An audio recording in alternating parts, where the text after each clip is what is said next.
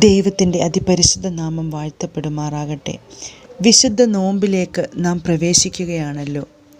ഏറെ ധ്യാനം, അധിക പ്രാർത്ഥന ഇവ നമ്മെ ആത്മീയമായി ശക്തീകരിക്കും. തിരുവചനത്തോടുള്ള പ്രതിബദ്ധതയും അവ മനനം ചെയ്യുന്നതിലുള്ള ആനന്ദവും നോമ്പിൻ്റെ സൗരഭ്യം വർദ്ധിപ്പിക്കുന്നു. വചനത്തിൻ്റെ വെളിച്ചത്തിലുള്ള ആത്മപരിശോധനയും സ്വയശോധനയും അശുദ്ധി അകറ്റി പൊന്നുപോലെ പുറത്തു വരുവാൻ നമ്മെ സഹായിക്കും. അർത്ഥവത്തായ നോമ്പാചരണം ക്രിസ്തുമാർഗത്തിൽ നമ്മെ ശക്തീകരിക്കട്ടെ എന്ന് പ്രാർത്ഥിക്കാം.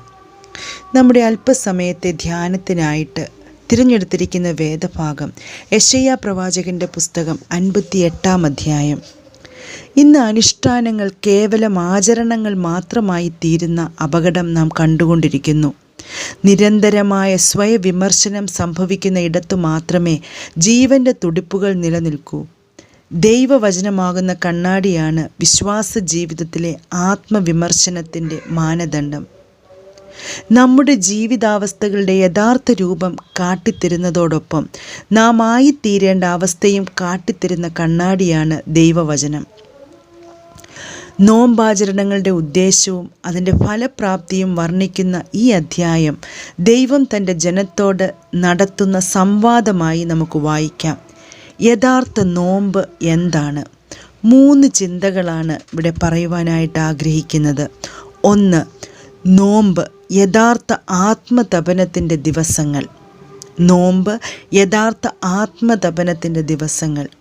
ബാഹ്യപ്രകടനങ്ങളല്ല. നോമ്പ് നോൽക്കുകയും നമ്മുടെ പഴയ സ്വഭാവങ്ങൾക്ക് മാറ്റം വരാതിരിക്കുകയും ചെയ്യുന്ന ഒരു അവസ്ഥ, അതിനെയാണ് കർത്താവ് ചോദ്യം ചെയ്യുന്നത്. ബാഹ്യപ്രകടനങ്ങൾ കൊണ്ട് അനുഗ്രഹം സാധ്യമല്ല. അകവും പുറവും അറിയുന്നവൻ്റെ മുൻപിൽ യഥാർത്ഥ അനുതാപത്തിൻ്റെ ശുദ്ധീകരണം സംഭവിക്കണം. സങ്കീർത്തനക്കാരൻ പറയുന്നു, തൻ്റെ ലംഘനങ്ങളെ മറയ്ക്കുന്നവന് ശുഭം വരികയില്ല, ഏറ്റുപറയുന്നവനോ കരുണ ലഭിക്കും. 2. നോമ്പ് ദൈവരാജ്യ പദ്ധതിയിലെ പങ്കാളിത്തം.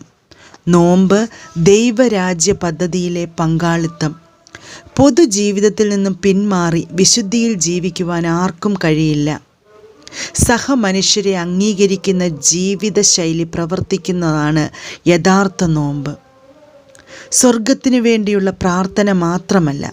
ഗോതമ്പ് മണി തനിയെ ഇരിക്കുന്നുവെങ്കിൽ അതിന് ഫലം കായ്ക്കാൻ കഴിയുന്നില്ല. നിലത്ത് വീണ് അഴിഞ്ഞ് മുളച്ചു വരുമ്പോൾ ഫലപ്രാപ്തി ഉണ്ടാകുന്നു.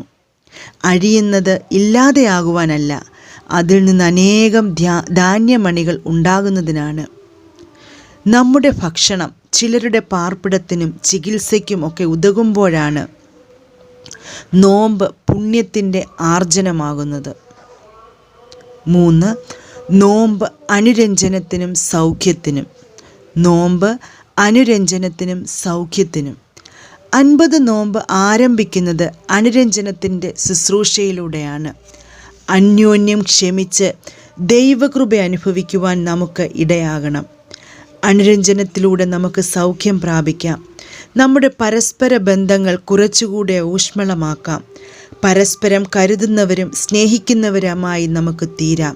അപ്രകാരം തീരുമ്പോൾ നമ്മുടെ ജീവിതത്തിൽ സൗഖ്യം അനുഭവിക്കുവാൻ നമുക്ക് ഇടയായിത്തീരും. ഈ നോമ്പ് നാളുകളിൽ ആത്മതപനത്തിലൂടെ ദൈവരാജ്യ പദ്ധതിയിൽ പങ്കാളികളായി അനുരഞ്ജനത്തിൻ്റെ സൗഖ്യം നമുക്ക് അനുഭവിക്കുവാൻ ഇടയാകട്ടെ എന്ന് പ്രാർത്ഥിക്കുന്നു. നമുക്ക് പ്രാർത്ഥിക്കാം. അനുഷ്ഠാനങ്ങളും ആചരണങ്ങളും അർത്ഥം നഷ്ടപ്പെടാതെ സൂക്ഷിക്കുവാനും ധ്യാനനിഷ്ഠമായ ആരാധനയിൽ മുന്നേറുവാനും ഞങ്ങൾക്ക് കരുത്ത് നൽകണമേ. ആമേൻ.